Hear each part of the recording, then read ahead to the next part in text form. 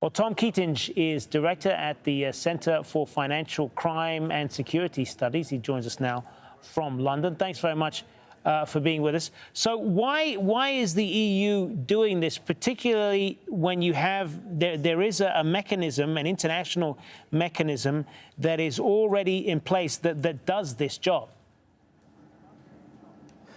So the EU introduced the fifth money laundering directive last year, and that requires the European Commission to produce this list.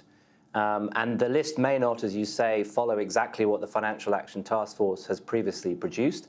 But the European Commission judged that countries like Saudi Arabia and the US territories that you mentioned represent a threat to the integrity of the financial system in Europe specifically.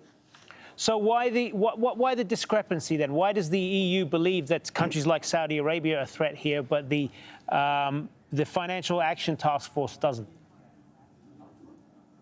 Well, it's important to recognize that the FATF only reviews the integrity of countries every 7 to 10 years.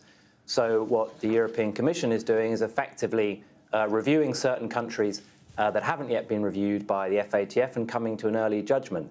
Now, Saudi Arabia is an interesting case because Saudi Arabia was judged by the FATF last year, given a clean bill of health, yet the European Commission has come to a completely different view. And the US and Saudi Arabia are saying that this is politically motivated. Do they have a case in saying that? We are seeing an increasing use of these kinds of powers for political purposes. Is the European Commission politically motivated? It seems unlikely to me, but we certainly see financial coercion used for political gains.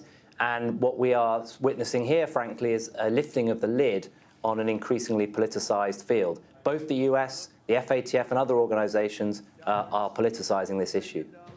And why do you think that is?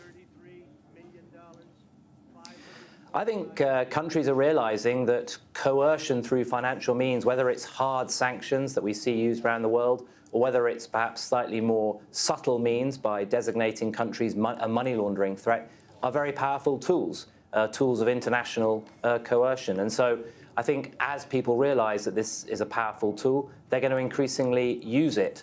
Now, the interesting thing is that we're seeing European Union countries voting against the European Commission in this case, perhaps because of the trade ties and the investment ties with some of the countries that are on the list. And that is a powerful, I mean, from the point of view of some of these European countries, that is a powerful imperative, isn't it? That very often the financial considerations go above considerations of human rights and criminal activity and so on. Yeah, look, you're absolutely right. Leaders are going to have to make a judgment. Do they value the integrity of the European financial system more or less than the investment opportunities operated around the world? And we've certainly seen in the last 12 to 18 months that the integrity of the European financial system is very poor, with scandals like the Danske Bank scandal in Denmark and Estonia. So the European Union needs to clean up the financial system in Europe. And one of the things they're trying to do is to protect the European system from dirty money from outside the Union.